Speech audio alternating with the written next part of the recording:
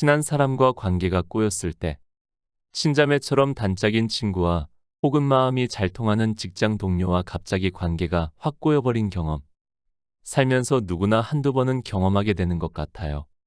저도 예외는 아니었어요. 어릴 때는 잘잘못을 따져 물으며 원망도 하고, 뒤통수를 맞은 게 억울해서 분노를 터뜨리기도 했어요.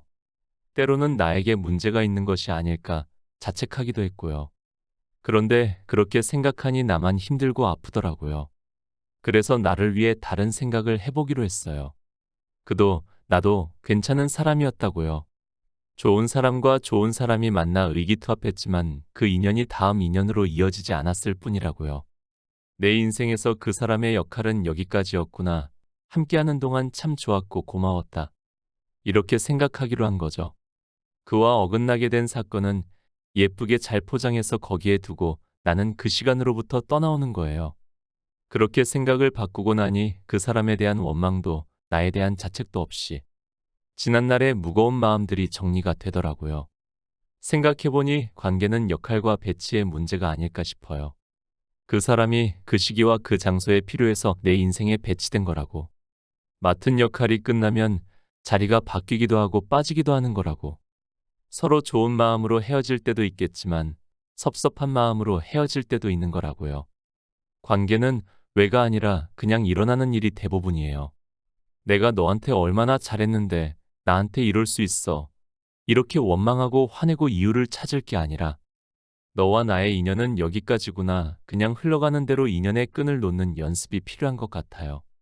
만약 최근에 소원해진 관계가 있거나 지금 누군가와 헤어지는 중이라면 왜냐고 묻지 말고 그냥 보내주세요. 그 사람과의 인연을 그 자리에 툭 내려놓고 여러분의 길을 다시 걸어가세요. 그 길에서 또 다른 좋은 인연을 만나게 될 거예요. 강사 김미경의 책 이합니다가 나를 살렸다. 50대는 두 번째 청춘. 인생에는 그 시간에 이르러야만 알게 되는 것들이 있어요. 우리는 그걸 연륜 또는 경륜이라고 말합니다. 제가 50이 넘어서 알게 된 지혜가 하나 있어요. 50대의 모습이 20대의 모습과 매우 닮아 있다는 사실이에요. 무엇이 닮은 줄 아세요? 자유롭다는 거요. 50대가 되고 나니 20대 시절처럼 무척 자유로워졌어요. 내가 돌봐야 했던 어린아이들은 훌쩍 자라 제 할 일을 알아서 척척 해내고 남편도 이제는 일찍 들어오라고 잔소리하지 않아요. 그리고 우리에게는 살아낸 자격증이 있잖아요. 굴곡진 인생의 터널을 지나오며 큰 고비들을 넘었기에 이제는 삶의 많은 문제들로부터 자유로워요. 자유를 되찾은 나에게 가장 필요한 게 뭘까요? 20대의 마음이요. 그 시절에 내가 하고 싶었던 것들이요. 여행, 어학 공부, 책 쓰기 등 그 시절에 우리 하고 싶었던 것들 참 많았잖아요. 그때는 시간이 없어서 돈이 없어서 못했던 일들을 50대가 된 지금은 자유롭게 할 수 있어요. 50대가 청춘인 이유는 20대 꿨던 꿈을 다시 소환할 수 있기 때문이에요. 말로만 50대는 청춘이라고 우기지 말고 20대의 나를 소환해서 진정한 50대 청춘으로 만들어 봐요. 권태기 나쁜 것만은 아니에요. 이 세상에 존재하는 인간관계 중에서 부부관계처럼 질긴 인연도 없는 것 같아요. 정말 친한 친구도 서로 마음이 틀어지면 하루아침에 원수가 되고 내 몸으로 낳고 키운 자식도 성인이 되면 독립하는 것이 자연스러운데 부부관계는 권태기란 이름표를 붙여서 어떤 갈등이 생겨도 극복의 대상으로 만들잖아요. 물론 요즘에는 이혼에 대한 고루한 생각들이 많이 줄어들긴 했지만 그래도 여전히 많은 사람들이 부부관계를 잘 지켜내는 걸 중요시 여기죠. 그렇다면 부부가 평생 좋은 관계로 지내려면 어떻게 해야 할까요? 저는 권태기에 대한 새로운 정의가 필요하다고 생각해요. 부부관계 안에는 다채로운 사건과 시간이 존재해요. 결혼 초기엔 너무 좋아서 서로 붙들고 있는 시간이 있고요. 몇 년 지나서는 서로의 다름이 부딪히며 다투는 시간이 있고요.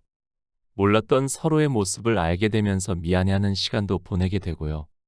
자녀가 독립한 뒤에는 단둘이 살아가는 시간을 잘 보내야 합니다.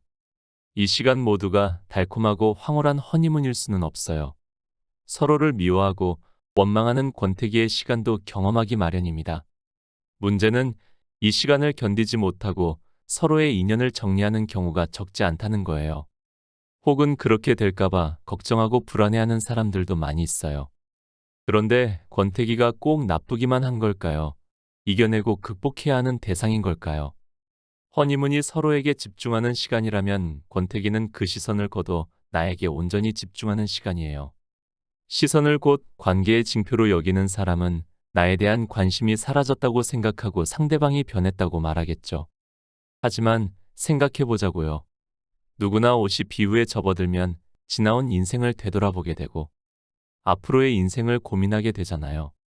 나는 어떤 걸 좋아하고 하고 싶은지, 앞으로 어떤 인생을 살고 싶은지, 내가 인생에게 이루고 싶은 가치는 무엇인지 등 내 인생을 의미 있게 보내기 위해 혼자 고민하고 생각할 시간이 반드시 필요해요. 그 최적의 시간이 바로 권태기예요. 권태기에는 상대방에게 몰입하지 않게 되니까 그 모든 에너지를 나를 돌아보는 데 쓸 수 있어요.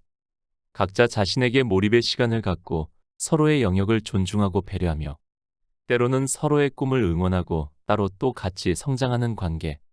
이게 바로 제가 생각하는 가장 이상적인 권태기 부부의 모습이에요. 부부관계는 한 남자와 한 여자가 70년간 동고동락하며 각자의 성장을 이뤄나가는 엄청나게 긴 인연이에요.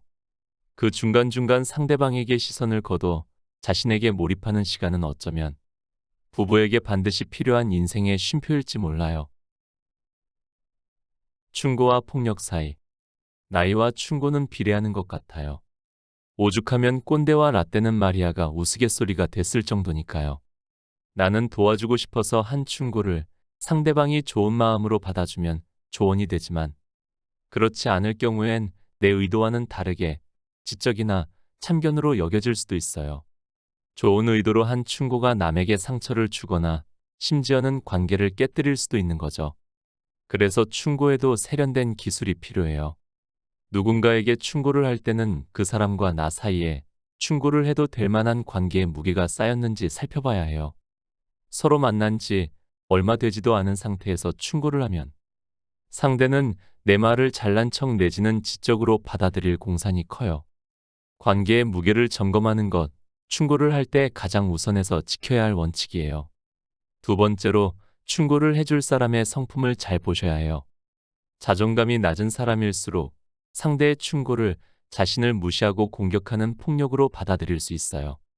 받아들일 준비가 되지 않은 사람에게 하는 충고는 오히려 관계에 독이 될 수 있는 거예요.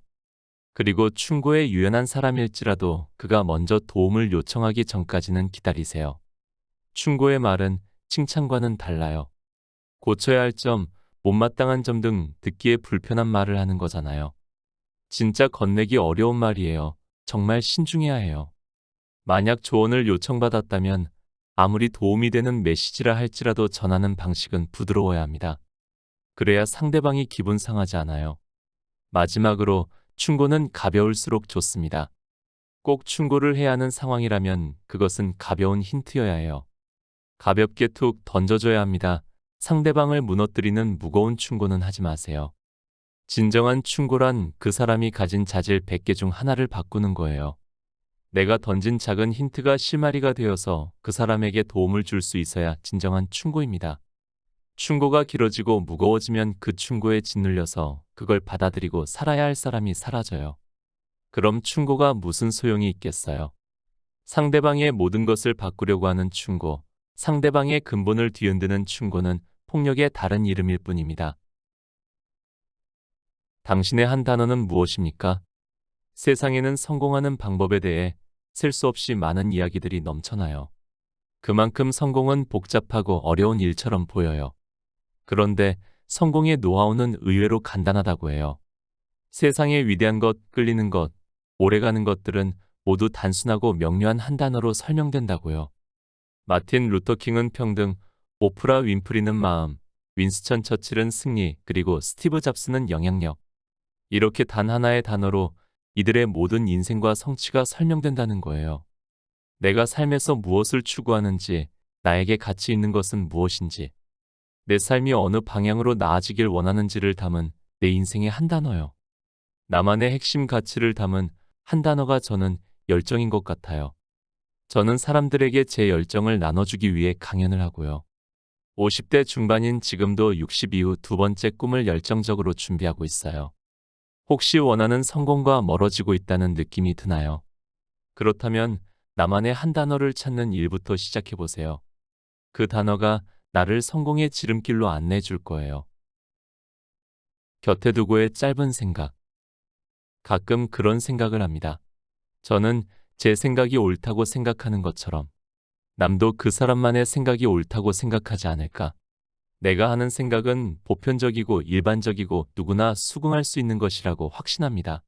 근데 거꾸로 생각하면 나와 다른 남의 생각도 그 사람에게는 확신에 찬 것입니다. 예를 들어 운전을 하다 보면 말도 안 되는 상황에서 끼어드는 차를 봅니다.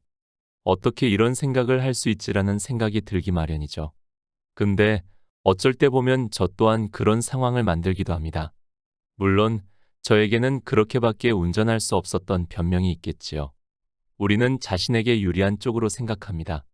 결국 각자가 생각하는 그것은 각자의 상황이나 관점에 따라 참이 될 수 있습니다. 그래서 인간관계가 어려운 것 같습니다. 서로가 정답이라고 외치니 서로 연결되는 것이 어렵지요. 그럴 땐 혼자가 되어 책을 읽으며 저와 마주하는 게 현명한 정답이 되기도 합니다. 아직 인간관계가 서툰 저에게도 책은 늘 곁에 두어야 할 존재인 것 같습니다. 오늘 곁에 둘 문장은 그렇다면 나만의 한 단어를 찾는 일부터 시작해 보세요. 오늘도 함께 해주셔서 감사합니다. 책 이합니다가 나를 살렸다를 읽고